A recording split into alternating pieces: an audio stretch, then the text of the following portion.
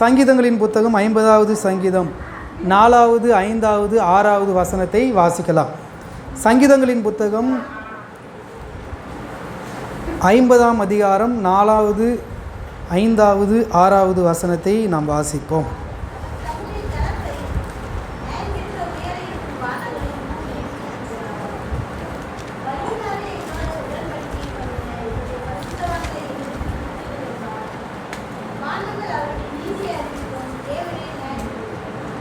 அவர் தம்முடைய ஜனத்தை நியாயம் தீர்க்க உயர இருக்கும் வானங்களையும் பூமியையும் கூப்பிடுவார்.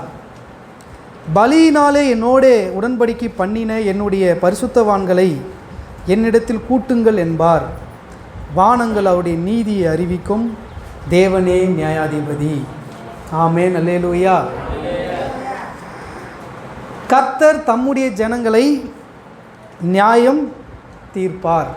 பக்கத்தில் கைப்பிடிச்சு சொல்லுங்கள், கர்த்தர் தம்முடைய ஜனங்களை நியாயம் தீர்ப்பார். தேவனிடத்தில் பட்சபாதம் இல்லை. தேவன் மனிதர்களுடைய அந்தரங்கங்களை குறித்து நியாய தீர்ப்பு கொடுப்பார். தேவன் தமது மக்களை நியாயம் தீர்ப்பார். தேவ மக்களுக்கு நியாய தீர்ப்பு உண்டு. ஆமென். எத்தனை பேருக்கு விளங்குது? இவ்வளோ நேரம் நான் சொன்னதெல்லாம் சும்மா சொல்லலை. தேவன் ஒவ்வொருவருடைய அந்தரங்கங்களையும் நியாயம் தீர்ப்பார். நாம் இன்றைக்கி ரொம்ப ஆசீர்வாதமான வார்த்தைகளை கேட்டே பழகிட்டோம். ஆனால் தேவன் நியாயம் தீர்ப்பார், அவர் நியாயாதிபதி என்பதை நம்ம ஒரு நாள் என்ன பண்ணுறதே இல்லை, அடிக்கடி நினைவு கூறுவதே இல்லை. நீங்களும் நானும் தேவன் நியாயம் தீர்க்கிறவர் என்பதை நீங்கள் அறிந்து கொள்ள வேண்டும். வாசித்த வசனத்தில் அவர் தம்முடைய மக்களை நியாயம் தீர்க்க உயர இருக்கும் வானங்களையும் பூமியையும் கூப்பிடுவார். பலியினாலே என்னோட உடன்படிக்கை பண்ணின என்னுடைய பரிசுத்தவான்களை என்னிடத்தில் கூட்டுங்கள் என்பார். அவ்வானங்கள் அவருடைய நீதியை அறிவிக்கும், தேவனே நியாயாதிபதி. ஆமென், அல்லேலூயா. நீங்கள் எபிரேயர் புத்தகம் 12ஆம் அதிகாரம் 22 24 வரை உள்ள வசனங்களை வாசிக்கும் பொழுது, நீங்களோ சீயோன் மலையினிடத்திற்கும் முதற் பேரானவர்களின் சர்வ சங்கமாகிய சபையினிடத்திற்கும் வந்து சேர்ந்தீர்கள் என்று அங்கே எழுதப்பட்டிருக்கிறது. நீங்கள் எங்கே வந்திருக்கிறீங்க? முதற் பேரானவர்களின் சர்வ சங்கமாகிய சபையினிடத்திற்கு வந்து சேர்ந்திருக்கிறீர்கள். 1 பேதுரு 4ஆம் அதிகாரம் 17ஆம் வசனம் சொல்லுகிறது, நியாய தீர்ப்பு தேவனுடைய வீட்டிலே துவங்கும் காலமாய் இருக்கிறது. ஆமென், அல்லேலூயா. நியாய தீர்ப்பு எங்கே துவங்கும் என்று நீங்கள் கேட்பீர்களானால், தேவனுடைய வீட்டிலே துவங்கும். தேவனுடைய வீடு எது? நீங்களும் நானும் வந்து ஆராதிக்கிற இந்த ஸ்தலம், திருச்சபை தான் தேவனுடைய வீடாய் இருக்கிறது. தேவனுடைய ஜனங்கள் தான் அவருடைய வீடாய் இருக்கிறார்கள். அவர்களிடத்திலிருந்து தான் கர்த்தர் என்ன துவங்க போகிறாராம்? நியாய தீர்ப்பு துவங்க போகிறார். இப்போ பக்கத்தில் கைப்பிடிச்சு சொல்லுங்க, உனக்கும் எனக்கும் என்ன உண்டு? என்ன உண்டு? உனக்கும் எனக்கு என்ன உண்டு? கர்த்தருக்கு. ரோமர் நிருபம் 11ஆம் அதிகாரம் 16வது வசனத்தை வாசிங்க. ஒருத்தர் வாசிக்கலாமா? ரோமர் நிருபம் 11ஆம் அதிகாரம் 16வது வசனம்.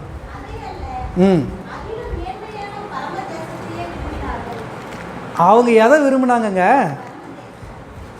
எல்லாம் திருப்பிக்கிட்டீங்களா? ரோமர் புத்த நிருபம் 11:16வது வசனம் வாசிங்க.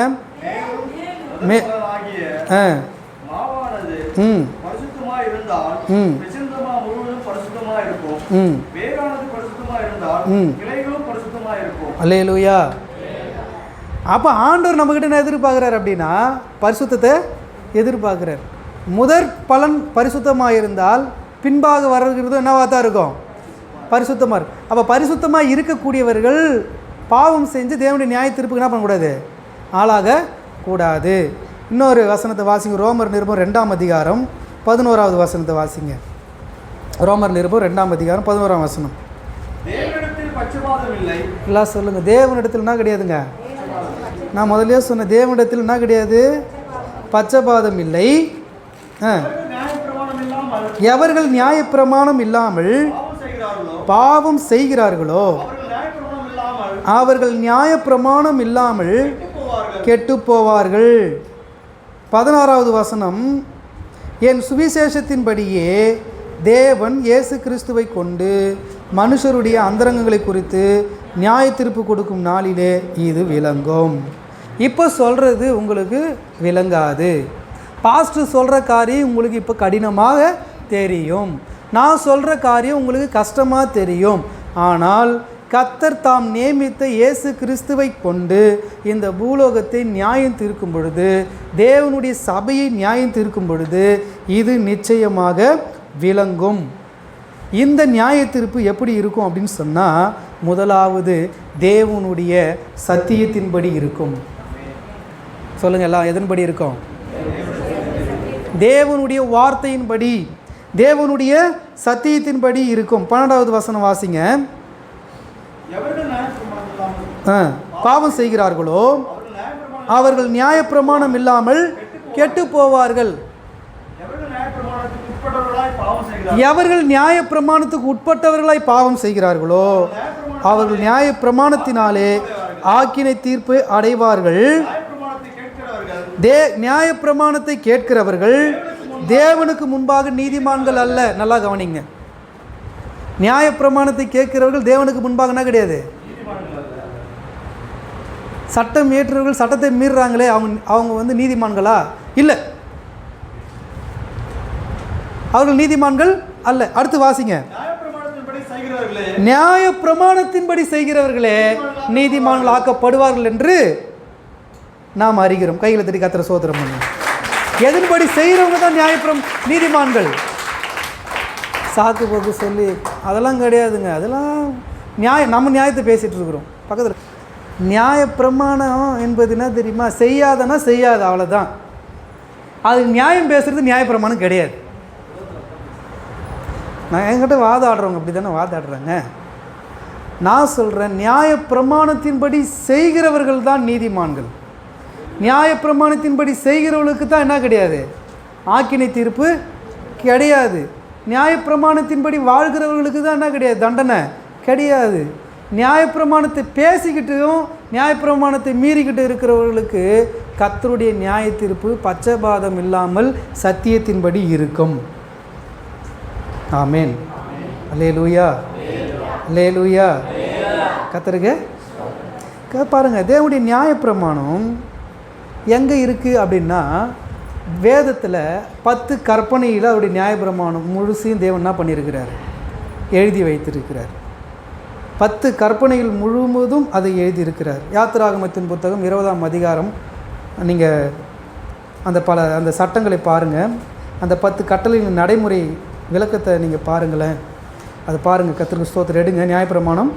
இது நியாயப்பிரமாணத்தினுடைய 10 கட்டளையை வாசிங்க. யாத்திராகமம் 20ஆம் அதிகாரம் முதல் வசனங்களை வாசிப்போம். முதல்ல இருந்து வாசிங்க. தேவன் பேசி சொல்லிய சகல வார்த்தைகளும் ஆவன. நியாயப்பிரமாணம் என்னன்னு தெரியாதவங்களுக்கு தெரிஞ்சுங்க.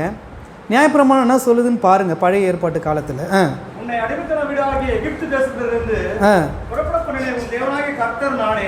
உங்களை அடிமைத்தனத்திலிருந்து, ஆமேன், உங்கள் எதிர் வீட்டுக்காரங்க செய்யலாம், உங்கள் பக்கத்து வீட்டுக்காரங்க செய்யலாம். அவங்க எங்கே இருக்கிறாங்க? அடிமைத்தனத்தில் இருக்கிறாங்க. ஒரு காலத்தில் நீங்களும் நானும் அந்த அடிமைத்தனத்தில் இருந்தோம். அப்போ நம்ம எதை வேணாலும் என்ன பண்ணலாம்? செய்யலாம். ஆனால் இன்று நீங்களும் நானும் அந்த அடிமைத்தனத்திலிருந்து மீண்டும் எங்கே வந்திருக்கிறோம்? ஒரு சுதந்திரத்துக்குள்ளாய் வந்திருக்கிறோம். சுதந்திரவாளி ஆக்கப்பட்டிருக்கிறோம். ஆமேன். அல்ல, நியாயப்பிரமாணம் எப்படி இருக்கிறது நமக்கு? வாசிங்க. சொல்லப்பட்டிருக்கிற வார்த்தை பாருங்க. உங்களுக்கு வேறே தேவர்கள் என்ன பண்ண வேண்டாம்? உண்டாயிருக்க வேண்டாம். மேலே வானத்திலும் கீழே பூமியிலும் பூமியின் கீழே தண்ணீரிலும் உண்டாயிருக்கிறவைகளுக்கு ஒப்பான ஒரு சொரூபத்தை ஆகிலும் யாதொரு விக்கிரகத்தை ஆகிலும் வீட்டுக்கு வெளியேயோ வீட்டுக்கு உள்ளேயோ உண்டாக்கவும் வைக்கவும் வேண்டாம். இது இஸ்ரவேலர்களுக்கு கொடுக்கப்பட்ட கட்டளை. இது புதிய ஏற்பாட்டு விசுவாசிகளுக்கு கொடுக்கப்பட்ட கட்டளை. என்ன என்று நீங்கள் யாருமே என்ன பண்ணக்கூடாது, நீ வணங்கவும் கூடாது, சேவிக்கவும் கூடாது. உன் தேவனாகி கர்த்தராய் இருக்கிற நான் எரிச்சல் உள்ள தேவனாய் இருப்பேன். அவர் எப்படிப்பட்ட தேவனா இருக்கிறாரா? நியாய தீர்ப்பு கொடுக்கிறவர் எப்படிப்பட்டவர்? நமக்கு எரிச்சல் வந்தால் என்ன பண்ணுறோம்? பலார்னு தட்டுன்னு ஒரு தட்டு. ஏன்னா சும்மா நமக்கு வெயில் தாங்க முடியல, சும்மா வந்து பக்கத்தில் பேசிக்கின்னு சிலர்லாம் பார்த்தீங்கன்னா வேக்காட்டில் ஒட்டி உட்காருவாங்க. பரவாயில்ல, தனியாக உட்காந்துக்கிறீங்க, சந்தோஷம். உட்காந்துப்பாங்க. இங்கே வெளியே வந்து நம்மளை டார்ச்சர் பண்ணுவாங்க. யாரை பாஸ்டர் இப்படி பாஸ்டம்மா இப்படி பண்ணுறாங்க, பாஸ்டம்மா ரொம்ப என்னவா இருக்குது, எரிச்சலா எதிர்க்கு எரிச்சலாக இருக்கிறாரு தெரியுமா? அவருடைய மகிமையை விட்டுட்டு வேற ஒன்றுத்துக்கு மகிமையை செலுத்தும் போது நியாயத்திருக்கிற தேவன் எரிச்சல் அடைகிறார். ஆமேன். நம் தேவன் என்ன பண்ணுறாரா? எரிச்சலா. எதுக்கு எரிச்சலாக இருக்கிறாரு? திரும்ப வாசிங்கப்பா. நீ அவைகளை தயவாக சொல்கிறேன், அடிமைத்தனத்திலிருந்து வெளியே வந்தவங்க திரும்ப எதுக்குள்ளே போகாதீங்க, அடிமைத்தனத்துக்குள்ளே போகாதீங்க. ஆண்டவர் உங்களை வந்து பிரிச்சிட்டாரு. நீங்கள் சுயாதீனமாக இருக்கும்படி உங்களை என்ன பண்ணியிருக்கிறாரு? பிரிச்சிட்டாரு. நீங்கள் அடிமைத்தனத்துக்குள்ளே இருந்தீங்கன்னா ஒவ்வொன்றதையும் அடிமை போல் என்ன பண்ணியாகணும்? செய்தாகணும். ஒரு செவ்வாய்க்கிழமையும் விடக்கூடாது, ஒரு வெள்ளிக்கிழமையும் என்ன பண்ணக்கூடாது? விடக்கூடாது. ஒரு அமாவாசையும் என்ன பண்ணக்கூடாது? விடக்கூடாது. ஒரு நாளையும் என்ன பண்ணக்கூடாது? நீ விடக்கூடாது. ஒவ்வொரு நாளையும் நீ எதை பார்த்து தான் வாழ்ந்தாகணும்? புரியலல்ல? புரியுதா? அப்போ எதை பார்த்து வாழ்ந்தாகணும்? ஒவ்வொரு நாளிலும் இது ராகு காலமா, இது யமகண்டமான்னு பார்த்து வாழ்ந்தாகணும் ஒவ்வொரு நாளும். நீங்கள் அந்த அடிமைத்தனத்துக்குள்ளே இல்லாமல் எங்கே வந்திருக்கிறீங்க? சுதந்திரவாளியாக வந்துட்டீங்க. சுயாதீனமாக வாழ்வதற்காக வந்துட்டீங்க. தேவனின் பட்சத்தில் இருக்கிறார். எனக்கு என்ன கிடையாது, இதெல்லாம் இந்த காரியங்கள்லாம் எனக்கு அடிமைப்படுத்த முடியாது. அதுக்காக நான் ஒரு பெரிய செலவுகளை என்ன பண்ண தேவையில்லை, நாட்கள் தோறும் பண்ண தேவையே இல்லை. எங்கள் பிரதர்லாம் கேட்டிங்கன்னா சொல்லுவார், அதுக்காக வாரத்துக்கு எவ்வளோ செலவாகுது அப்படின்னு. குறைந்தபட்சம் ஆவேல் அல்லேலூயா, குறைந்தபட்சமே எவ்வளோதாங்க சொல்லுங்கள். பேச மாட்டுறீங்களே, இந்த கதவு தரமா குறைந்தபட்சம் எவ்வளோ ஆகுது? ஆனால் ஒரு நாள் குடும்ப ஜெபம் வச்சு ஒரு 100 ரூபா கொடுக்கறதுக்கு நம்ம என்ன பண்ண மாட்டோம். சில சகோதரிகள் சொல்கிறாங்க, மாதத்துக்கு நான் என்ன பண்ணணும், ஒரு குடும்ப ஜெபமாச்சு என் வீட்டில் வச்சிடணும். ஒரு ஆமேன்னு சொல்ல மாட்டேறீங்களே. அடிமைத்தனத்திலிருந்து வெளியே வந்தவங்களுடைய எண்ணம் ஏக்கம் எப்படி தெரியுமா? நான் மாதத்துக்கு ஒரு முறையாச்சும் என்ன பண்ணிடணும் என் வீட்டில். யார் அந்த மாதிரிலாம் சொன்னது? கையை தூக்குங்க. சொன்னவங்களாம் கை தூக்கலாமே. அப்படி சொல்லி நிறைவேற்றுறவங்களாம் கை தூக்கலாமே. ஆமேன் அல்லேலூயா. அப்படி இருந்தால் தாங்க எனக்கு என்ன, அது ஒரு பெரிய பாதுகாப்பு. அதுதானே எனக்கு ஒரு ஆசீர்வாதம். ஆமேன் சொல்லுங்கள். நீங்கள் மாதத்துக்கு ஒரு முறை நீங்கள் எல்லோரும் கை தூக்குனீங்கன்னா என்னால் என்ன பண்ணவே முடியாது, வரவே முடியாது. ஒரு ஆமேன் சொல்லலாமே. ஆமாம் தானே?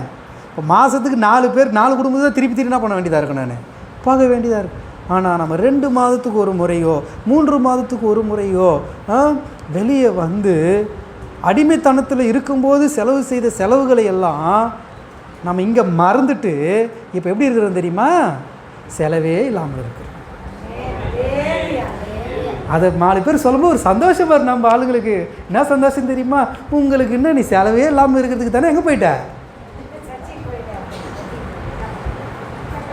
கேட்குறாங்கல்ல. ஏன் அந்த செலவு உனக்கு கிடையாது, அதனால தானே சர்ச்சுக்கு போயிட்டேன். ஆமாம் சொல்லுங்கள், ஆமான்னு சொல்லுங்கள். ஆமேன். கர்த்தருக்கு அல்லேலூயா. அடிமைத்தனத்துக்கு உட்பட்டு இருந்த போது எப்படிப்பட்டவர்களாய் வாழ்ந்தீங்க? ஒவ்வொன்றுத்தையும் நிறைவேற்றக்கூடியவர்களாய். அது செய்யலை அப்படின்னா மறுநாள் ஏதோ நமக்கு என்கிறதான ஒரு பயத்தோடு கூட நம்ம என்ன பண்ணோம்? வாழ்ந்து கொண்டிருந்தோம். ஆனால் இன்றோ கர்த்தர் அந்த அடிமைத்தனத்திலிருந்து உன்னை என்ன பண்ணிட்டாரு? மீட்டெடுத்து விட்டார். இஸ்ரவேல் ஜனங்கள் அடிமைத்தனத்தில் இருந்தார்கள். இரவும் பகலும் பாதிக்கப்பட்டார்கள். தூக்கம் இல்லை, கூக்குரல் தான், உடல் வலி, ஆகாரம் இல்லை, வசதி இல்லை, நல்ல துணிமணி இல்லை, அதிகமாய் வேலை வாங்கினாங்களாம். எகிப்தியர்கள் வேலை வாங்காதவர்களை அடித்தே என்ன பண்ணாங்களாம்? வேலை செய்யாதவர்களை அடித்தே என்ன பண்ணாங்களாம்? கொன்னாங்களாம். இப்போ எவ்வளோ கொஞ்சம் யோசிச்சு பாருங்கள், எவ்வளோ அடிமைத்தனம். நீங்கள் அப்படியே உங்களுடைய இந்த ஆவிக்குரிய வாழ்க்கைக்கு, முன்னான வாழ்க்கைக்கு, இப்போ இருக்கிற வாழ்க்கைக்கு கொஞ்சம் சிந்தித்து பாருங்களேன். அல்லேலூயா, ஆமென். அங்கேருந்து என்னை அழகாக தூக்கி எங்கே உட்கார வச்சிட்டாரு? எங்கே உட்கார வச்சிட்டாரு? அற்புதமாக கொண்டு வந்து என்ன பண்ணார் ஆண்டவருங்க? அமர வச்சுட்டாரு.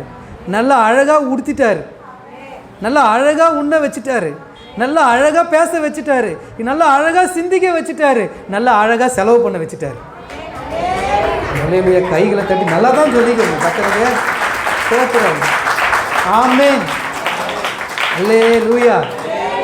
அந்த அடிமைத்தனத்தில் இருக்கும் பொழுது பார்த்தாலே பயம், கேட்டாலே பயம், செய்யலனாலும் எது வருமோ, எந்த நேரத்தில் எந்த ஆபத்து வருமோன்ற ஒரு பயம். ஆனால் கர்த்தர் அங்கே இருந்து நம்மை அழைத்து வந்து, நானே உன் தேவனாகிய கர்த்தர். எல்லாம் எத்தனை பேர் சொல்ல முடியும்? அவர் தான் என் கர்த்தர், அவருக்காக வாழ்வேன், அவருக்காக என் நேரத்தை ஒப்பு கொடுப்பேன், அவருக்காக நான் ஜீவிப்பேன், மரணமே வந்தாலும் அவருக்காகவே நான் இருக்கிறேன்.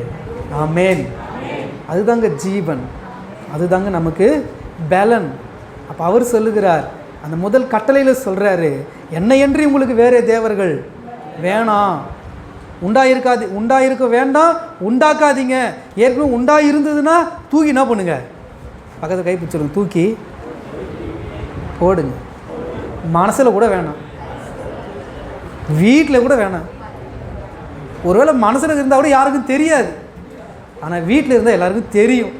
உங்களை பார்த்து கேட்பாங்க, நீங்கள் எங்கே போகிறீங்க? சர்ச்சுக்கு தானே போகிறீங்க, உங்கள் வீட்டில் அதெல்லாம் இருக்கலாமா? இருக்குதுன்னு கேட்பாங்க. அப்போ நீங்கள் என்ன பதில் சொல்லுவீங்க? இதுவும் தாம்மா அதுவும் தாம்மா என்று சொல்லுவீர்களா? இல்லை, இவரே என்று சொல்லுவீர்களா? எத்தனை பேர் சொல்ல முடியும்? இவரே மெய்யான தேவனும் நித்திய ஜீவனுமாய் இருக்கிறார், இவரை அன்றி என்னால் உறுதியாக சொல்ல முடியும் நல்ல தெய்வம் இல்லை. இவரே நல்ல தேவன், இவரே நல்ல நேசர், இவரே நல்ல மீட்பர், இவரே நல்ல மெய்ப்பர். ஆமென், அல்லேலூயா. அடுத்த கட்டளை வாசிங்க, 2ஆம் கட்டளை பாருங்க. சேவிக்கவும் வேண்டாம், எரிச்சலுள்ள தேவனாய் இருந்து என்னை பகைக்கிறவர்களை குறித்து பிதாக்களுடைய அக்கிரமத்தை 3வது 4வது தலைமுறை மட்டும் நான் என்ன பண்ணுவேனா? இஸ்ரவேல் ஜனங்களுக்கு சொன்னார், நீ நமஸ்கரித்தால் அந்த நமஸ்கரித்ததின் நிமித்தம் உன்னுடைய சந்ததி எத்தனை தலைமுறை நான் விசாரிப்பேன். அந்த ஒரு தவறுக்காக எத்தனை தலைமுறை நான் விசாரிப்பேன். எத்தனை தலைமுறை? 3ஆம் 4ஆம் தலைமுறை மட்டும் விசாரிக்கிறவராய் இருக்கிறேன். என்னிடத்தில் அன்பு கூர்ந்து, கைகளை தட்டுங்களேன், அல்லேலூயா. ஆண்டவராகிய தேவன், கர்த்தராயிருக்கிற இயேசு கிறிஸ்து, நீயும் நானும் ஆராதிக்கிற இயேசு கிறிஸ்து என்ன சொல்கிறாரு தெரியுமா? என்னிடத்தில் அன்பு கூறியா. பக்கத்தில் கை பிடிச்சி சொல்லுங்க, இயேசுக்கிட்ட அன்பு வைங்க ஐயா, அன்பு வையுங்க ஐயா. அவர் உங்களுக்காக அன்பு வைத்து தம் ஜீவனையே கொடுத்தவர் ஐயா. உலகத்தில் யாராவது உங்களுக்காக ஜீவனை கொடுத்துருக்கிறாங்களா? யோசிச்சு பாருங்க. என்னிடத்தில் அன்பு கூர்ந்து என் கற்பனைகளை கை கொள்ளுகிறவர்களுக்கோ ஒரு தலைமுறை இல்லை, 2 தலைமுறை இல்லை, 3 தலைமுறை இல்லை, 4 தலைமுறை இல்லை, 1000 தலைமுறை வரைக்கும் அல்லேலூயா சொல்லுங்க. ஆமென், ஆமென். ஒரு தலைமுறை அவர் இருக்க செய்கிற தேவன் அல்லங்க. அங்க சொல்றாரு, தண்டனை கூட நியாய தீர்ப்பு கூட எத்தனை முறை கொடுப்பாரா? 4 தலைமுறைக்கு தான். ஆனா அன்பு கூறுகிறவர்களுக்கு 1000 தலைமுறை மட்டும் பிள்ளைகள் பாதுகாக்கப்படுகிறார். இதை உணர்ந்த தாவீது சொல்றாரு, ஒரு சந்ததி என்னை சேவிக்கும், தலைமுறை தலைமுறையா அது கர்த்தருடைய சந்ததி என்ன பண்ணும். நீ சேவிச்சுட்டு போயிடுவ, நீ உன் பிள்ளைக்கு இவரை அறிவிச்சுட்டு அவர் மேல அன்பு வேடான்னு சொல்லிட்டு போனா உன் தலைமுறை தோறும் நித்திய கட்டளையா என்ன தெரியுமா நடக்கும்? ஞாயிற்றுக்கிழமை தோறும் சர்ச்சைக்கு வருவாங்க.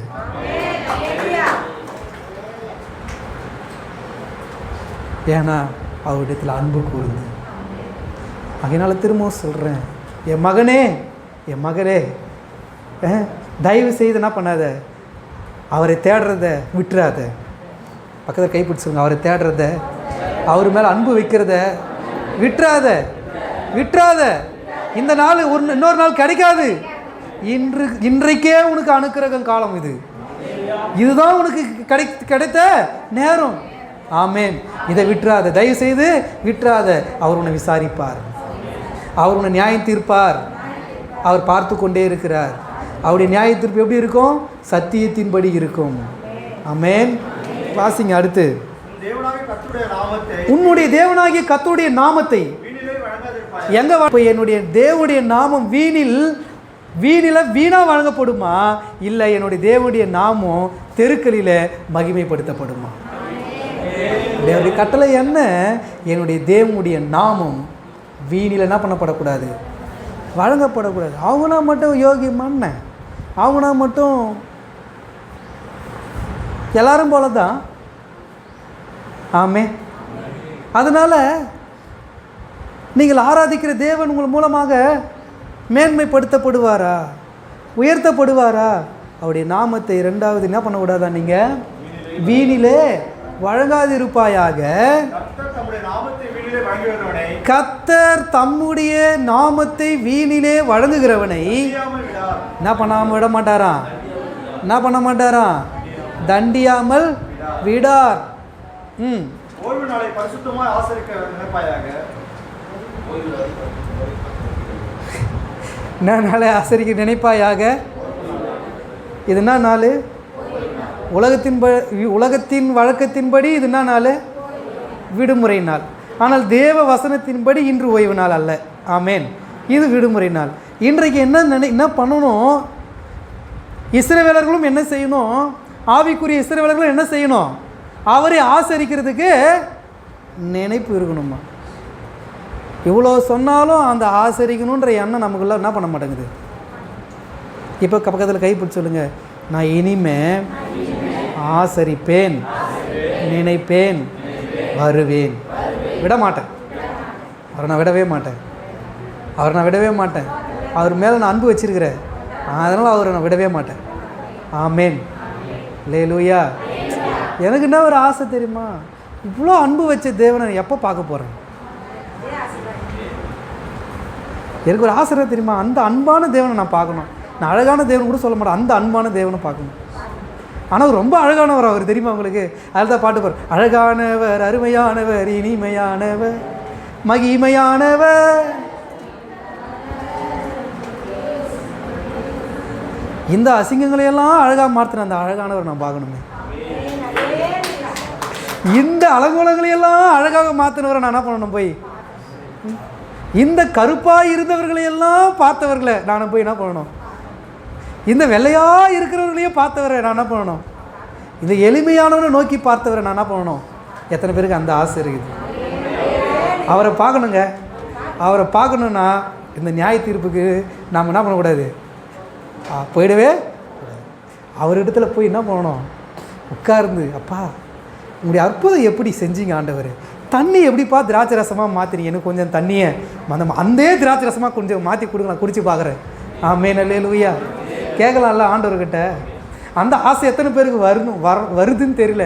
எனக்கெல்லாம் வருது நாள்தோறும். ஆசையெல்லாம் தேவையெல்லாம் நீர்தானையா, ஆசையெல்லாம் நீர்தானையா, ஐயா. இந்த உலகத்தில் எந்த மனுஷனை போய் பார்த்தாலும் ஆசை வர மாட்டேங்குது. அந்த ஆசை சீக்கிரமாக என்ன ஆகிடுது, தணிஞ்சிடுது. ஆனால் இவரை பார்க்க பார்க்க, இவருடைய வசனத்தை கேட்க கேட்க இது இப்போவே இவ்வளோ ஆசை வருதுன்னா அவருடைய பிரசன்னத்துக்குள்ளே போய் உட்காரும் போது என்னமா இருப்போம், கொஞ்சம் யோசிச்சு பாருங்களேன். அந்த ராஜ்யத்தை கண்ணு முன்ன வச்சிங்கன்னா, இவ்வுலகத்தின் ராஜ்யத்தில் நம்ம கெடுக்க வருகிற, நம்மை நசுக்க வருகிற, நம்மை ஏமாற்ற வருகிற, நம்மை வஞ்சிக்க வருகிற எதுவும் நமக்கு பெரிதாய் தெரியாது. அடுத்து வாசிக்க. வீணிலே வழங்காதிருப்பாயாக, 6 நாளும் நீ வேலை செய், உன் கிரியைகளையெல்லாம் உன்னுடைய வேலைகளையெல்லாம் செய், நடப்பி 7ஆம் நாளோ உன் தேவனாகிய கர்த்தருக்கென்று நீ ஓய்ந்திருக்கிற ஓய்வு நாள். அதிலே நீ ஆனாலும் உன் குமாரன் ஆனாலும், ஆமென். நல்லா கவனிங்க, திரும்பவும் சொல்கிறேன். இதை நீங்கள் கட்டளையாக எடுத்துக்கினாலும் சந்தோஷம்தான், எச்சரிப்பாக எடுத்துக்கினாலும் சந்தோஷம்தான், அன்பான ஒரு வேண்டுகோளாக எடுத்துக்கினாலும் சந்தோஷம்தான். நீ ஆனாலும் சொல்லுங்கள், நீ ஆனாலும், இப்படி சொல்லிக்கலாம், நான் ஆனாலும், என் குமாரன் ஆனாலும், என் குமாரத்தி ஆனாலும் வீட்டில் இருக்கவே கூடாது. பாஸ்ட் முன்மாதிரியாக இருக்கிறேன். எங்கள் வீட்டில் 5 பேர் உண்டு. நான், என்னுடைய மனைவி, என்னுடைய மூத்த மகன், என்னுடைய ஒரே மகன் ஒரே மகள், என்னுடைய அம்மா, எல்லாம் அங்கே இருக்கிறோம். எங்கே இருக்கிறோம் இப்போ நீங்கள் சொல்ல முடியுமா?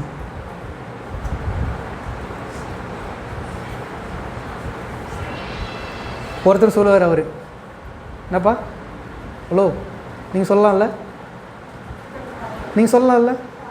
எங்கள் வீட்டில் நான், என் மனைவி, என் 2 பிள்ளைகளும், என் தகப்பனும், என் தாயும் எங்கே இருக்கிறோம்? யார் இப்போ பாக்கியவான்? அல்லேலூயா, அல்லேலூயா. இப்போ மற்ற அந்த சகோதரன் சொல்லலாம், என்னன்னு சொல்லலாம், நான், என் மனைவி, என் 2 பிள்ளைகள். இப்படி ஒவ்வொருத்தரையும் சொல்ல முடியுமா? அதுக்காக பிரயாசப்படுறீங்களா, பாரப்படுறீங்களா, அதற்கான முயற்சி எடுக்கிறீங்களா? ஐயா சொல்லலாம் மறந்துட்டுன்றார் ஈசாக் ஐயா. நான், என் மனைவி இங்கே இருக்கிறோன்றார். அவங்க 2 பேர் தான் இருக்கிறாங்க. அதனால் நாங்கள் வந்துட்டோம், சந்தோஷம், கைத்தட்டி கர்த்தரை ஸ்தோத்திரம் பண்ணிக்கலாம். ஆமென், அல்லேலூயா. இப்போ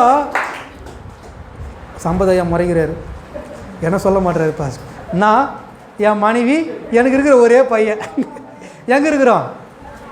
எங்கே இருக்கிறோம்? உண்மைதானே ஐயா? வேறு யாருன்னா இருக்கிறாங்களா? வேறு யாருமே இல்லை.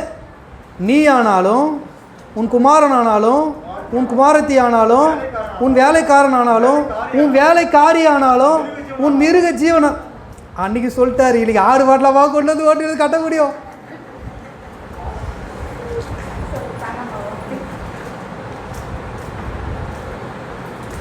அங்கே வாசிங்க, சிரிக்காதீங்க, வாசிக்க கேளுங்க. நீ உன் மிருக ஜீவன் ஆனாலும், உன் வாசல்களில் இருக்கிற அந்நியன் ஆனாலும் யாதொரு வேலையும் என்ன பண்ணக்கூடாதா? இந்த குரூப்பை அப்படியே என்ன பண்ணார், தான் கட்டுப்பாட்டுக்குள்ளேயே என்ன பண்ணார், அன்றைக்கி வச்சுக்கிட்டார். அன்றுனா அன்னைக்குன்னா நான் தான். ஆமேன். அந்த நாள் யாருக்குரியது? எனக்குரியது. சொல்லுங்கள், யாருக்குரியது? எனக்குரியது. மற்ற நாள்னால் மற்றவங்களுக்குரியது. இந்த நாள் எனக்குரியது. உங்கள் கணவன்மார்கிட்ட சொல்லுங்கள், உங்கள் மனைவிமார்கிட்ட சொல்லுங்கள், உங்கள் பிள்ளைகளுக்கு சொல்லுங்கள், என்ன தெரியும் சொல்லுங்கள், இந்த நாள் எனக்குரியது, என்னை விட்டுருங்க, நான் எங்கே போயிடுவேன். ஆமேன். அது என் தேவனுக்குரியது. நீங்கள் சொல்லுங்கள், இது இந்த நாள் எனக்குரியது, அது என் தேவனுக்குரியதை நான் மாற்றனா பண்ணணும், அங்கே இருக்கணும், தேவனுடைய ஆலயத்திற்கு போகணும், என்னை விட்டுருங்க அப்படின்னு சொல்லி என்ன பண்ணுங்க, சொல்லுங்க. அடுத்து அந்த வார்த்தை நிறைவேறுவதற்காக ஜெபம் பண்ணுங்க. என் குமாரனும் வரணும். சொல்லுங்கள், என் குமாரன் வரணும் ஆண்டவரே, என் குமாரத்தி வரணும் ஆண்டவரே, என் கணவன் வரணும் ஆண்டவரே, என் பிள்ளைகள் எல்லாரும் வரணும் ஆண்டவரே, நாங்கள் குடும்பமாக உண்மை ஆராதிக்கணும் ஆண்டவரே, நாங்கள் குடும்பமாக உங்களுடைய சமூகத்தில் வந்து உண்மையில் அன்பு கூறணும் ஆண்டவரே, அந்த பாக்கியத்தை இந்த உலகத்தில் எங்களுக்கு தாங்க ஆண்டவரே. எத்தனை பேர் கேட்க போகிறீங்க? கேட்குற எவனும் பெற்றுக்கொள்ளுகிறானா? கேட்குற எவனும் என்ன பண்ணுறானா? இந்த பாக்கியத்தை சுதந்திரித்து கொள்ளுகிறானா?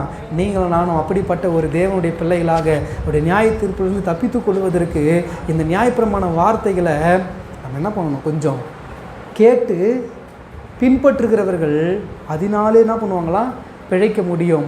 அதனாலே அவர்கள் ஆக்கினை தீர்ப்பிலிருந்து விலக முடியும். அடுத்து வாசிங்க. கர்த்தர் 6 நாளுக்குள்ளே வானத்தையும் பூமியையும் அப்போ நம்முடைய தேவன் எப்படிப்பட்ட தேவன் கொஞ்சம் யோசிச்சு பாருங்க. அவர் சொல்லிட்டு அதுக்கு ஒரு காரணத்தை, ஒரு விளக்கத்தை கொடுக்குறாரு. என்ன தெரியுமா கொடுக்குறாரு? நம்முடைய தேவனாகி கர்த்தர் 6 நாளைக்குள்ளே, நல்லா கவனிக்கணும், இதை தெரியாதவங்க தெரிஞ்சிங்க. இந்த உலகம் படைக்கப்பட்டது 6 நாளையில் படைக்கப்பட்டதுதான். எத்தனை நாளில் படைக்கப்பட்டதுதான்? 6 நாள். தேவன் இந்த உலகத்தை 6 நாளைக்குள்ளே வானத்தையும் பூமியையும் சமுத்திரத்தையும் அவைகளுள்ள எல்லாவற்றையும் உண்டாக்கி, நீங்கள் சந்தோஷமாக சொல்லலாம். நீங்கள் பார்க்குற மீனை பார்த்து சொல்லலாம், இது எங்கள் ஆண்டவர் படைச்சது. நீங்கள் தெருவில் நடமாடுகிற ஒவ்வொரு மிருக ஜீவன்களையும் பார்த்து சொல்லலாம், இது என் தேவன் படைத்தது. 6 நாளைக்குள்ளே என் தேவன் இதெல்லாம் என்ன பண்ணார்? அந்த உலகத்தை படைத்தார், உண்டாக்கி 7ஆம் நாளிலே என்ன பண்ண இருந்தாரா? ஓய்ந்திருந்தார். ஆகையால் கர்த்தர் ஓய்வு நாளை ஆசீர்வதித்தார். நல்லா கவனிங்க. தேவனுடைய நாளை, கர்த்தரை ஆராதிக்கிற அந்த நாள் தேவன் ஆசீர்வதித்த நாள். அவர் ஆசீர்வதித்த அந்த நாளில் நம்ம கூடி வருகிறது நமக்கு ஆசீர்வாதம். பக்கத்தில் கைப்பிடிச்சு சொல்லுங்க, இந்த நாளுக்கு நீங்க வந்தா உங்களுக்கு ஆசீர்வாதம். வரலன்னா ஆசீர்வாதமே இல்லை. தேவன் ஆசீர்வதித்த நாள். அப்போ நம்பாலும் மற்றவங்க கேட்பாங்க, அப்போ மற்ற நாள் தேவன் ஆசீர்வதிக்கலையா? ஆமென். மற்ற நாளும் ஆசீர்வதிக்கப்பட்ட நாள் தான். விசேஷமான ஒரு நாள் உண்டானால் தேவனை ஆராதிக்கிற நாள். அவருடைய சமூகத்துக்கு வந்து நிற்கும் பொழுது அவர் தம்முடைய பிள்ளைகள் ஒவ்வொருவரையும் ஆசீர்வதிக்க, தம்முடைய பிள்ளைகள் ஒவ்வொருவரையும் பார்க்க, ஒவ்வொருவர் மேலும் அன்பு வைத்து அவர்களோடு கூட உறவாட, அவருடைய வசனத்தினால் அவர்களை திடப்படுத்த, தைரியப்படுத்த, உற்சாகப்படுத்த, உலகத்தில் வாழ கற்றுக் கொடுக்க அவர் தீவிரமாய் வருகிற நாள். ஆமென். சபை கூடும் பொழுதெல்லாம் கர்த்தருடைய ஆசீர்வாதம் நமக்கு உண்டு. ஆமென். அல்லேலூயா. பாசிங்க. கர்த்தர் ஓய்வு நாளை ஆசீர்வதித்து அதை பரிசுத்தமாக்கினார். இப்போ வீட்டில் இன்னும் ஒரு சில காரியங்கள், அந்த 10 கற்பனைகள் எல்லாம் கொடுக்கப்பட்டிருக்கிறது. இந்த 10 கற்பனைகளையும் நம்ம வாசித்து தியானிக்கும் போது நாம் தெரிந்து கொள்கிற காரியங்கள் அநேகம் உண்டு. சரிங்களா? ஆனால் யாரை கொண்டு தேவன் நியாயம் தீர்ப்பார்? இந்த 10 கற்பனையை கொடுத்த மோசையை கொண்டு கர்த்தர் நியாயம் தீர்ப்பாரா? இல்லை. நீங்கள் வாசிங்க. யோவான் சுவிசேஷ புத்தகம் 11ஆம் அதிகாரம் 17வது வசனம் நீங்கள் வாசிங்க. அங்கே சொல்லப்பட்டிருக்குது, நியாயப்பிரமாணம் மோசேயின் மூலமாக கொடுக்க. நியாயப்பிரமாணத்தை நம்ம என்ன பண்ணக்கூடாது? இன்றைக்கி பின்பற்ற கூடாது. நியாயப்பிரமாணத்தை தேவன் அழிக்கிறதுக்காக வரல, அதை நிறைவேற்றுகிறதற்காக வந்தார். இதெல்லாம் இன்னும் நீங்கள் கொஞ்சம் போகணும். இன்னும் கொஞ்சம் வேதத்தை நல்லா படிக்க நியாயப்பிரமாணத்தில் சொல்லப்பட்டிருக்கிற ஒவ்வொரு காரியத்தையும் நீங்கள் சிந்திச்சிங்கன்னா அதில் கேள்விகள் வரும். அதில் உங்களுக்கு நிறைய காரியங்கள் இருக்குது. இப்போ ஓய்வு நாள் எடுத்துக்கிட்டிங்கன்னா நியாயப்பிரமாணத்தில் 7ஆம் நாள் உங்களுக்கு என்னவா இருக்குதுன்றாரு? ஓய்வு நாள்ன்றார். 7ஆம் நாள் எது? அடா போட முட்டாள், சனிக்கிழமை. இன்றைக்கி சனிக்கிழமை தான் நான் ஆராதனை பண்ணுவேன் அப்படின்னு சொல்லி ஒரு கூட்டத்தார் என்ன பண்ணுறாங்க? சனிக்கிழமையில் தேவனை ஆராதிக்கிறாங்க. இன்றைக்கி ஏன் ஞாயிற்றுக்கிழமை ஆராதிக்கிறீங்க அப்படின்னு கேட்டால், நியாயப்பிரமாணத்தை ஆண்டவர் அழிச்சிட்டாரா? ஞாயிற்றுக்கிழமை தான் 7ஆம் நாள் தானே ஆராதிக்கணும்னு பைபிள் சொல்லியிருக்குது, நீங்கள் ஏன் 1ஆம் நாள் ஆராதிக்கிறீங்க அப்படின்னு நீங்கள் கேள்வி கேட்பீர்களானால் அதற்கும் பதில் கர்த்தராகிய இயேசு கிறிஸ்துவின் மூலமாக நமக்கு உண்டு. ஆமென். ஆகையினால நியாயப்பிரமாணத்தை தேவன் அழிக்கிறதுக்காக வரல, அவை என்ன பண்ண வந்தாராம்? அவர் நிறைவேற்றுவதற்காக வந்தேன் என்று. அடுத்த வசனம் வாசிச்சிங்கன்னா வாசிங்க. அடுத்து தொடர்ந்து இப்போ கேட்குறாங்க, சர்ச்சுக்கு வாரந்தோறும் போகிறீங்களா நீங்கள்? அங்கே இயேசு பார்த்தீங்களா? என்ன பார்த்தீங்களா? கேட்பாங்களா? கேட்க மாட்டாங்களா? உங்கள் கடவுள் அங்கே இருக்கிறாரா? நான் காட்டுறவா? எங்கள் ஊரில் வா, எங்கள் தெருவுக்கு வா, நான் காட்டுறேன். நீங்கள் இதை காட்டுங்க. கேட்டால் பதில் சொல்லுங்கள். வசனம் சொல்லுகிறது, தேவனை ஒருவனும் ஒரு காலம். ஆமீன். முடிஞ்சு போச்சு கதை. நான் கூட பார்க்கல, நான் கூட என்ன பண்ணல, இயேசுவை பார்க்கல. நீங்கள் பார்த்தீங்களா? பார்க்க. ஆனால் ஒன்றை நம்ம விசுவாசிக்கிறோம், அவர் இருக்கிற வண்ணமாய் நம்ம அவரை பார்க்க போகிறோம். அவர் எப்படி இருக்கிறாரோ அதை அப்படியே நம்ம என்ன பண்ண போகிறோம். இன்றைக்கி நிறைய பேர் நான் இயேசுவை பார்த்துன்னு நம்பாதீங்க. இயேசு என் கூட டீ குடித்தார், காஃபி குடித்தார், சாப்பாடு சாப்பிட்டாரு, என் கட்டில் உட்கார்ந்து என்னோடு கூட அமர்ந்து பல மணி நேரம் என்ன பண்ணார், பேசினாருன்னு நம்பாதீங்க. தேவனை ஒரு நாளும் ஒருபோதும் என்ன பண்ண முடியாது, காண முடியாது. நியாயப்பிரமாணத்தை கொடுத்த மோசேயே என்ன பண்ண முடியல, தேவனை பார்க்க முடியல. அவருடைய பின்முகத்தை பார்த்ததாக மாத்திரம்தான் வேதம் நமக்கு என்ன பண்ணுது, குறிப்பு கொடுக்கிறது. ஒருவனும் தேவனை என்ன பண்ணதே கிடையாது, பார்த்ததில்லை. அப்படி பார்க்காத தேவனை விசுவாசத்தினால் ஆராதித்துக் கொண்டிருக்கிறோம். அவருடைய வார்த்தையை சொல்லி நாம் ஆராதித்துக் கொண்டிருக்கிறோம். அவருடைய சத்தியத்தை சொல்லி அவர் நம்ம என்ன பண்ணிட்டு இருக்கிறோம், ஆராதித்துக் கொண்டிருக்கிறோம். ஆமென், அல்லேலூயா. அவருடைய பாருங்க, அவர் நிறைவேற்ற வந்தார். நியாயப்பிரமாணத்தை என்ன பண்ணாராம், நிறைவேற்ற வந்தார். அவர் நமக்கு என்னவா இருக்காரு, கிருபையாய் இருக்கிறார். கர்த்தருக்கு ஸ்தோத்திரம், அல்லேலூயா. அப்படியானால் நீங்களும் நானும் தேவனுடைய கட்டளைகளுக்கு கீழ்ப்படியவும், அவருடைய விருப்பத்தை நிறைவேற்றவும், அவரை பிரியப்படுத்தவும் தேவன் தருகிற பலம்தான் கிருபை. அல்லேலூயா. பக்கத்தில் பார்த்து கைப்பிடிச்சு சொல்லுங்க, தேவனுடைய கட்டளைகளுக்கு கீழ்ப்படியவும், அவருடைய விருப்பத்தை நிறைவேற்றவும், அவரை பிரியப்படுத்தவும் தேவன் நமக்கு தருகிற பலமே கிருபை. அல்லேலூயா, அல்லேலூயா, ஆமென். அப்போ 10 கற்பனை நமக்கு என்ன சொல்லுது அப்படின்னா, நீங்கள் முதல் பக்கத்தில் முதல் பகுதி 10 பாதியாக பிரிச்சுட்டு மீதி பாதி 2ஆக பிரிச்சிங்கன்னா, முதல் பாதி சொல்லுகிறது தேவனை நேசி. பக்கத்தில் பார்த்து சொல்லுங்கள், நியாயப்பிரமாணம் ஒரு பாதி தேவனை நேசி, இன்னொரு பாதி சொல்லுது மனிதனை நேசி. ஆமென். அடுத்த கட்டளை சொல்லுகிறது உன் தகப்பனையும் உன் தாயையும். ஆமென். பெத்து வளர்த்து ஆளாக்கி பணம் சம்பாதிக்கிறதுக்கு வழிகாட்டி அவர்களை வேலைக்கு அனுப்பி வச்சா, சம்பாதிச்சு தன் பெற்றோர் கையில் கொடுத்து ஆசீர்வதிக்கப்பட விரும்பாமல், உனக்கு என்ன தெரியும், எனக்கு எல்லாம் தெரியும், என்கிட்ட கூட நான் பார்த்துக்கிறேன் அப்படின்னு பெற்றோரை மதிக்காமல் பிள்ளைகள் என்ன பண்ணுது, துச்சமாய் பெற்றவர்களை நினைக்கிற இந்த காலகட்டத்தில் அன்றைக்கே தேவன் மனிதனை நேசிக்க சொல்லும்படி முதலாவது ஒரு கட்டளையை கொடுக்கும்போது கட்டளை இட்டார்னா தெரியுமா, உன் தகப்பனையும் உன் தாயையும் என்ன பண்ணுவாயாக. ஆமென். இன்றைக்கி எத்தனை பிள்ளைங்க தகப்பனையும் தாயையும் கனம் பண்ணுறாங்க, கனவீனம் பண்ணுறாங்களா, கனம் பண்ணுறாங்களா, இல்லை அவர்களை ஏளனமாக பேசி அவர்களை மனமடிவாக்குகிறார்களா? இந்த வார்த்தையை கேட்குற உங்களுக்கும் சொல்கிறேன், நான் உங்கள் தகப்பனின் தாய் என்ன பண்ணுங்கள், எல்லா நிலையிலையும் கனம் பண்ணுங்க. அவர்கள் உங்களுக்காக எடுத்த முயற்சிகள் எவ்வளோன்னு கொஞ்சம் சிந்திச்சு பாருங்கள். சொல்லுவாங்க உலகத்தில் ஜனங்க சொல்லுவாங்க, 10 மாதம் சுமந்து பெத்த வயிறுடா, என் வயிறு ஏறி என்ன பண்ணாத, நடக்காத. அந்த 10 மாதம் அந்த தாயானவள் எவ்வளவு வலிகளையும் வேதனைகளை எவ்வளவு கஷ்டங்களை அனுபவித்திருப்பார். வேதமும் அதற்கு உதாரணம் சொல்லுகிறது. ஆமென். தகப்பனின் தாயும் கனம் பண்ணுவாயாக, உங்களை பெற்றவர்களை கனம் பண்ணுவாயாக. அதுவே வாக்குத்தத்தம் உள்ள முதலாம் கற்பனையாக இருக்கிறதுன்னு நிருபத்தில் ஆண்டவர் சொல்கிறார். ஆமென். அல்லேலூயா. பிள்ளைகளுக்கு சொல்லிக் கொடுங்க, பெற்றவங்களை அப்படி பேசாதப்பா, ஆண்டுடைய ஆசீர்வாதம் உனக்கு இருக்காதுப்பா. நம்பாளுங்க எளிமையான வழியை தேடிக்கினாங்க, பழிப்பான், திட்டுவான், ஏளனமாக பேசுவான். நம்பாளுங்களும் அதுக்கு என்ன பண்ணுவாங்க, அவங்க காலில் வந்து விழுந்து ஆசீர்வாதம் பெற்றுக்கொண்டா ஆசீர்வதிச்சுட்டு நல்லா இருப்பா.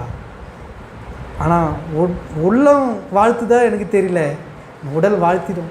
சரி, நம்மளை மதிக்கலனாலும் நல்ல நாளில் வந்து என்ன பண்ணுறான், காலில் வந்து என்ன பண்ணுறான், விழறானே, நீ நல்லா இருப்பா, 16 பெற்று பெருவாழ் வாழுப்பா அப்படின்னு சொல்லி என்ன பண்ணுறாங்க, ஆசீர்வதிக்கத்தான் செய்கிறாங்க. ஏன்னா அவர்கள் யார் தெரியுமா, அவர்களை பெற்றவர்கள். ஆமென். நம்மை பெற்ற தேவன் ஒரு மேலே இருக்கிறாரு, அவர் நியாயம் தீர்க்கிறவர், அவர் பார்த்துட்டே தான் இருக்கிறாரு, உங்களுடைய செயல்பாடை பார்த்துட்டு தான் இருக்கிறாரு. அவரை கனம் பண்ண சொல்லி விரும்புகிறாரு. ஆனால் நீங்கள் கனவீனம் பண்ணினாலும் அவர் ஆசீர்வதிக்காமலா இருக்கிறாரு. அவர் தம்முடைய கிருபையை கொடுக்காமலா இருக்கிறாரு? அவர் தம்முடைய மகிமையை உங்களுக்கு தராமலா இருக்கிறாரு? உங்களை அவர் மேன்மைப்படுத்தாமலா இருக்கிறாரு? உங்களை ஆசீர்வதிச்சுட்டு தான் இருக்கிறார், உங்களை பார்த்துட்டு தான் இருக்கிறார். எது வரைக்கும் தெரியுமா? நியாய தீர்ப்பு அவருடைய வீட்டில் துவங்குகிற காலம் வரைக்கும். துவங்கிடுச்சுன்னு வச்சிங்களேன், அவருக்கு முன்பாக நிற்பவன் யார்? ஆமென். அல்லேலூயா, அல்லேலூயா. இயேசு கிறிஸ்து ரொம்ப அழகான தேவன், ஒரு அன்பான, எவ்வளோ ஒரு பாசமான தேவன். அவர் நியாயப்பிரமாணத்தை அழிப்பதற்காக அல்ல, அதை நிறைவேற்றுவதற்காக வந்த தேவன். அதை முழுமையும் நிறைவேற்றின ஒரே ஒரு நபர் இருப்பாரானால் அது நீங்களும் நானும் வந்து இயேசுவே என்று கூப்பிடுகிற அவர் ஒருவராகத்தான் இருக்க முடியும். ஏற்பாட்டில் வாழ்ந்த நியாயப்பிரமாணத்தின் மக்களை விட புதிய ஏற்பாட்டில் வாழ்ந்து கொண்டிருக்கிற உங்களிடத்திலும் என்னிடத்திலும் தேவன் எதிர்பார்ப்பது என்னது தெரியுமா? கர்த்தராகிய இயேசு கிறிஸ்துவை உலகமெங்கும் உயர்த்துவதே, உலகமெங்கும் அவரை குறித்து பேசுவதே, உலகமெங்கும் அவருக்கு உரிய நல்ல சாட்சிகளாய் வாழ வேண்டும் என்பதே. மற்ற எண்ணத்தை அவர் உங்கள்கிட்ட எதிர்பார்க்கிறார்.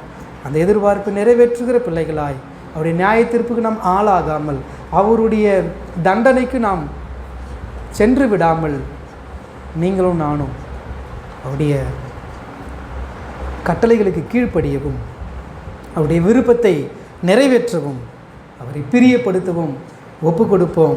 அதுதான் கர்த்தர் நமக்கு தருகிற கிருபையின் பலம். ஆமென். கண்களை மூடி ஜெபிக்கலாம். எங்களை அதிகமாய் நேசிக்கிற அன்பின் பரலோக தகப்பனே, ஆண்டவராகிய இயேசு கிறிஸ்துவின் நாமத்தினாலே இந்த காலை வேளையில் உங்களுடைய சமூகத்தில் நாங்கள் ஒப்பு கொடுக்கிறோம். தேவனுடைய வீட்டில், தேவனுடைய சபையில் ஆண்டவரை நியாயம் தீர்க்கப்படாதபடிக்கு ஆண்டவரே ஒவ்வொருவரும் உடைய நியாயாசனத்துக்கு முன்பதாக கை கட்டி அல்லப்பா, ஆண்டவரே மகிழ்ச்சியோடு, ஆண்டவரே ஆனந்தத்தோடு, அன்போடு, ஆண்டவரை பார்க்க வேண்டும் என்கிற வாஞ்சையோடு வந்து நிற்கத்தக்கதாய் ஒவ்வொருடைய நிலைமைகளையும் கர்த்தர் மாற்றும்படி நாங்கள் ஜெபிக்கிறோம். கர்த்தர் தொடர்ந்து ஆசீர்வதிங்க. ஆண்டவருடைய ஊழியத்தை நிறைவேற்றும். இயேசுவின் மூலம் ஜெபம் கேளும் எங்கள் ஜீவனுள்ள நல்ல பிதாவே. ஆமென். அல்லேலூயா.